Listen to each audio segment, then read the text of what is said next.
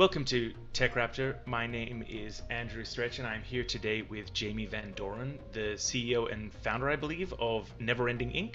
We're here today to talk about the new project that you're working on, Anansi's Tapestry of Lives. Why don't you tell us a little bit about yourself, what NeverEnding Inc. does, and this project?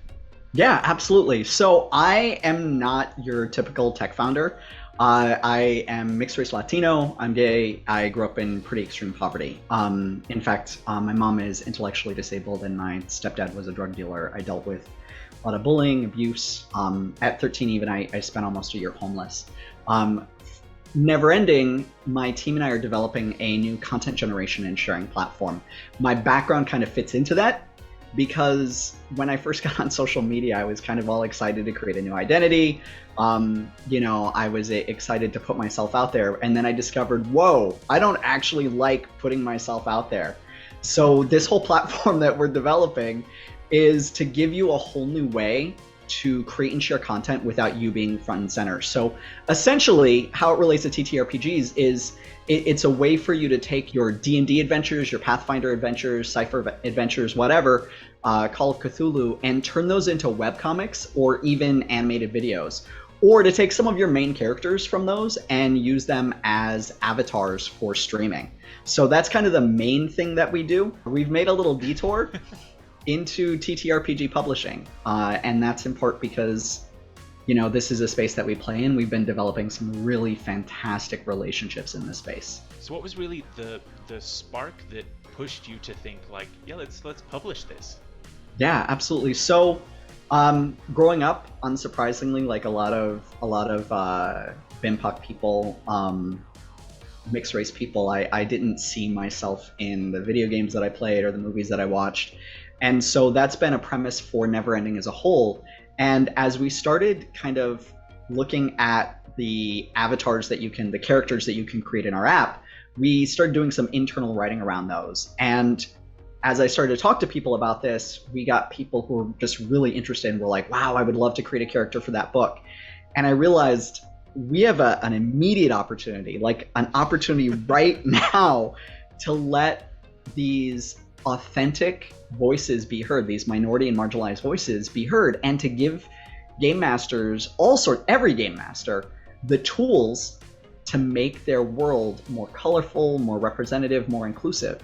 Like, you don't have to have like a hugely diverse table to want to have a diverse world or to bring diversity to your world, especially because it just adds another level of realism. And NPCs are something that almost every DM needs. It can get exhausting trying to come up with NPC after NPC and not have all of the tavern keepers be the exact same tavern keeper, all of the stable hands being the exact same stable hands. So, we've brought on a lot of really fantastic folks to help craft these richly detailed NPCs for you to use at your gaming table. Some folks might recognize the name Jim Zub, who is a comic creator, wrote Savage Sword of Conan and the Rick and Morty D&D crossovers and the recent D&D graphic novels. Also, Keith Baker, who is the creator of Eberron. A newer name to the space is Johnny Stanton. He's a pro football player, fullback here in Cleveland, Ohio. I could literally go on. We have over 50 contributing writers for this. Over 70% of our contributors are BIPOC, which is Black, Indigenous, people of color, or mixed, or LGBTQ plus and or disabled. So it's like a who's who of folks. It's really fantastic.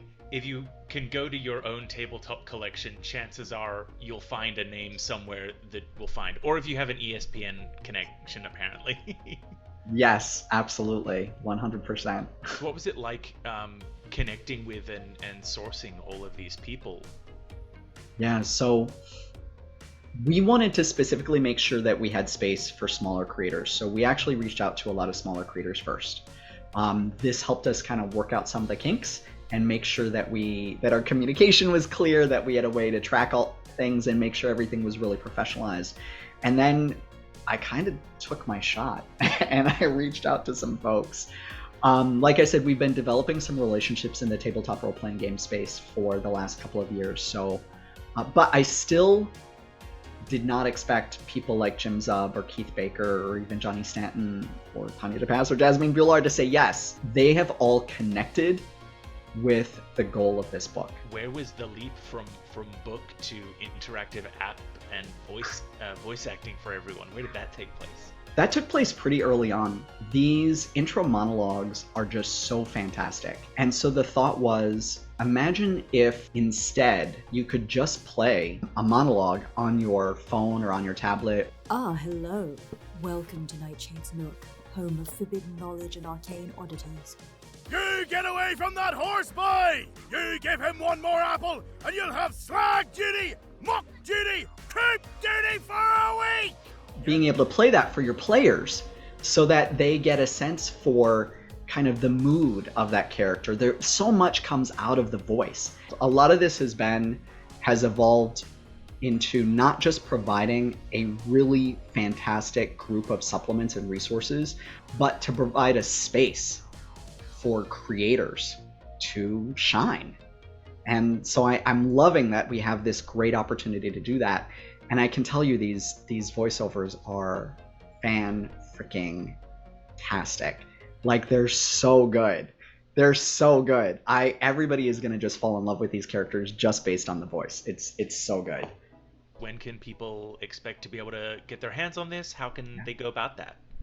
Yeah, so people can learn more about the project in general by going to Anansilives.com. That's ANANSILIVES.com. Wow.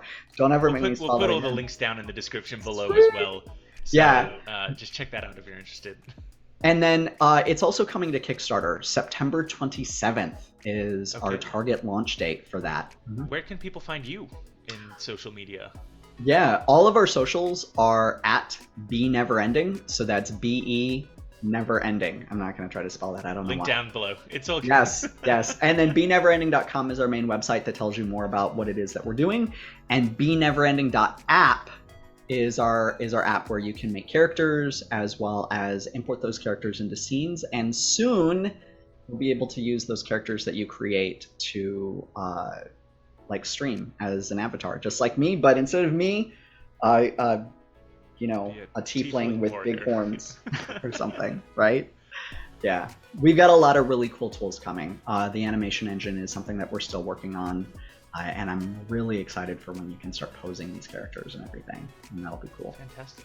Well, thank you so much for taking the time to chat with us today about your project, and thank you to all those who are here listening. If you want to check out more of that, go check out their Kickstarter in late September.